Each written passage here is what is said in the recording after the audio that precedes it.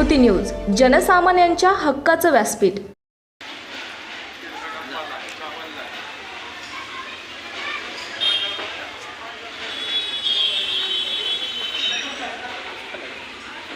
नमस्कार, मी सुनीता काळे, उम्मत सामाजिक विकास संस्थेची महाराष्ट्र अध्यक्ष।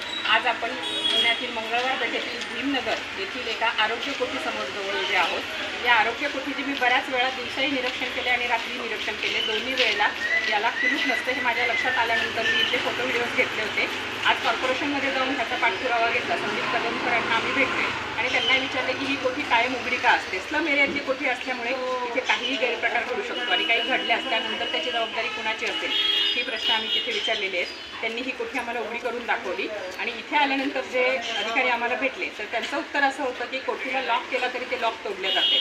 म्हणजे ह्या स्लम एरिया विषय असा घडतोय की कोठीला आरोग्य कोठीचं लॉक देखील रात्रीतनं तोडलं जातं। त्यामुळे लोकांनी थोडे दिवस लॉक करणं बंद केलं होतं। तर आपण ह्या खाली जी आहे ती आरोग्य कोठी आहे आणि आरोग्य कोठीच्या दुसऱ्याच मजल्यावर इथे जिमचं काही साहित्य पडून आहे, आपण बघू शकता।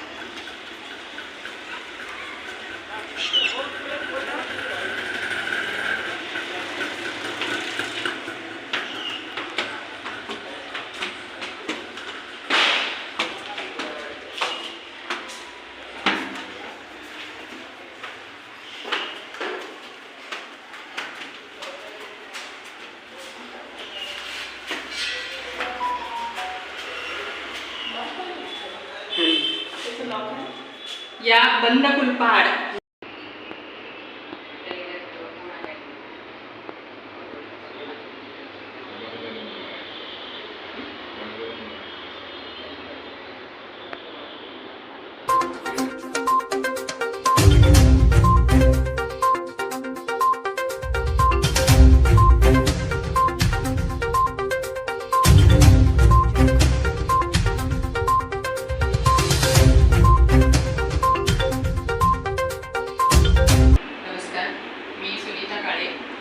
सामाजिक विकास संस्थेची महाराष्ट्र महिला अध्यक्ष आहे।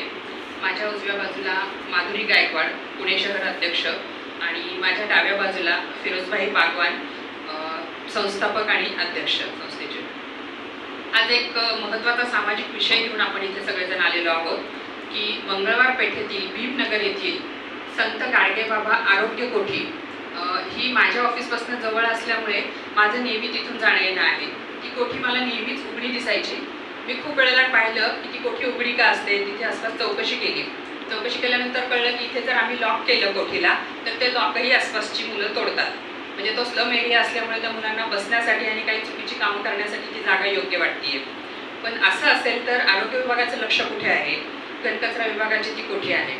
त्यासाठी आम्ही PMC मध्ये जाऊन एक निवेदन दिलं। PMCचे घनकचरा विभाग आयुक्त जे संदीप कदम सर आहेत त्यांना एक निवेदन दिलं की सर जवळजवळ 4 ते 5 वर्षापासून ही कोठी कंटिन्यू उघडी आहे, तुमचं लक्षच नाही आहे। तर ही सदरची बाब त्यांच्या लक्षातच आलेली नव्हती किंवा त्यांच्यापर्यंत कुणी गोष्ट पोहोचवलेली नव्हती। त्यांनी तिथल्या अधिकाऱ्यांना कळवल्यावर मी त्यांना सांगितलं की आम्ही तिथे जाऊन पूर्ण माहिती घेणार आहेत। आणि गणपतीच्या पिरियडला बऱ्याच वेळेला रात्रीच्या वेळेला माझं तिकडनं जाणं झालं तर खूप वेळेला लक्षात आलं की अर्ध्या रात्री देखील ही कोठी उघडीच असते। मग 2-3 वेळेला मी तिथून मुद्दामून चक्कर टाकली आणि तिथले व्हिडिओज घेतले की जर दिवसभर आणि रात्रभर सुद्धा ही कोठी उघडी असेल तर अशा स्लम एरियामध्ये एखादा गैरप्रकार घडला तर त्याला जबाबदार कोण असणार आहे? म्हणजे गैरप्रकार घडल्याशिवाय आपलं शासन जागच होणार नाहीये का, असा एक महत्त्वाचा मुद्दा आहे। मग त्या कोठीची पाहणीसाठी आम्ही तिथे गेलेलो असताना कोठीच्या दुसऱ्या मजल्यावर गेल्या तिथे लक्षात आलं की तिथे कंटिन्यू लॉक असतं। मग दुसऱ्या मजल्याला लॉक का आहे याची माहिती आम्ही घेण्यासाठी त्या अधिकाऱ्यांकडे चौकशी केली। त्यांना विचारलं तर त्यांनी सांगितलं आम्हाला यातली काही माहिती देता येणार नाही। जर कोठीचे अधिकारी तुम्ही तिथे बसलेले आहात, आरोग्य कोठीची कुणालाच काही त्याची माहिती देता आली नाही, त्यासाठी त्यांनी आम्हाला सांगितलं की क्षेत्रीय कार्यालयात तुम्हाला त्यासाठी जावं लागणार आहे। क्षेत्रीय कार्यालयात जाऊन देखील माहिती घेतली। त्यांनी देखील अंगझटकल्याचं नाटक केलेलं आहे की त्या कोठीला लॉक का आहे वर हे आम्हाला माहिती नाही आहे। पण आसपासच्या एरियातून माहिती घेतली तर कळलं की तिथे व्यायामाचं काही साहित्य 4 वर्षापासून पडून आहे। म्हणजे लॉकडाऊनच्या पिरियडला विद्यमान नगरसेविका ज्या तिथल्या होत्या त्यांच्या कारकिर्दीत ते व्यायामाचं साहित्य खरेदी झालं। जर व्यायामशाळाच उपलब्ध नसेल किंवा अस्तित्वातच नसेल तर व्यायामाचं साहित्य घनकचरा विभागाने त्यांच्या कोठीत ठेवण्याची परमिशन कशी दिली, हा एक महत्त्वाचा मुद्दा आहे। त्यांनी देखील तिथे काही कारणं दाखवून आम्हाला यातली काहीच माहिती नाही असं सांगितल्यामुळे आम्ही शेवटी नाईलाज असतो पोलीस स्टेशनला गेलो। पोलीस स्टेशनमध्ये देखील त्यांनी अशाच प्रकारे हाताळणी केली की आम्ही देखील त्याच्यात काही लक्ष देऊ शकत नाही. म्हणजे पूर्ण PMC असू द्या, क्षेत्रीय कार्यालय असू द्या किंवा कुठल्याही प्रकारे पोलीस स्टेशनवाले सुद्धा जर अंग झाडताय त्याचा अर्थ ह्यांची एक वेगळी साखळी आहे. आणि अशाच प्रकारे बऱ्याचशा स्लम एरियातून किंवा बऱ्याचशा ठिकाणावर असं लक्षात येतं की दर पंचवार्षिकला ज्यावेळेस कुठलेही नगरसेवक पदावर येतात तर त्यांच्या ह्याच्यातनं ते बऱ्याच वेळा साहित्य खरेदी केलं जातं आणि ते साहित्य कुठेतरी थोडे दिवस पडून असतं आणि नंतर लक्षात येतं की ती व्यायामशाळा उघडलीच जात नाही आणि ते प्रायव्हेट कुणाच्या तरी घरी ते साहित्य शिफ्ट होतं. म्हणजे पुणेकरांच्या टॅक्सच्या पैशाचा हा गैरवापर चालू आहे. तर आज सामाजिक संस्थेच्या वतीने मी हा सर्व पुणेकरांना किंवा कॉर्पोरेशनला हा प्रश्न विचारत आहे की हा गैरवापर कधी थांबणार आहे. नमस्कार, मी माधुरी गायकवाड, उन्नत सामाजिक संस्था.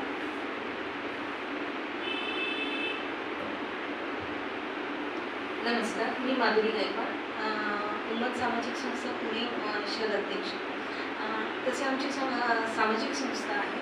सामाजिक संस्थांमध्ये आम्ही सगळ्या म्हणजे जे पण सामाजिक जे चाललेलं आहे आज शहरामध्ये त्याची हाताळणी करतो.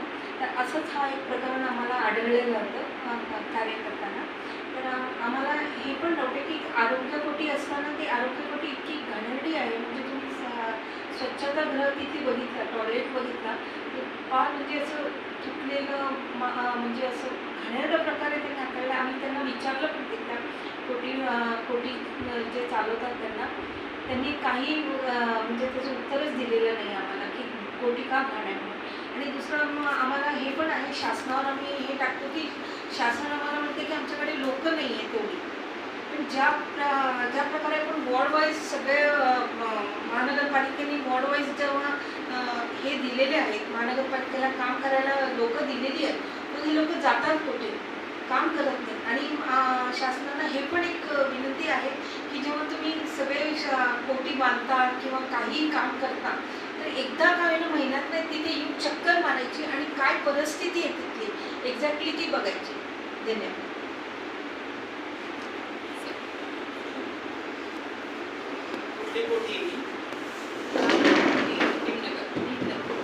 संत गाडगे मंगळवार.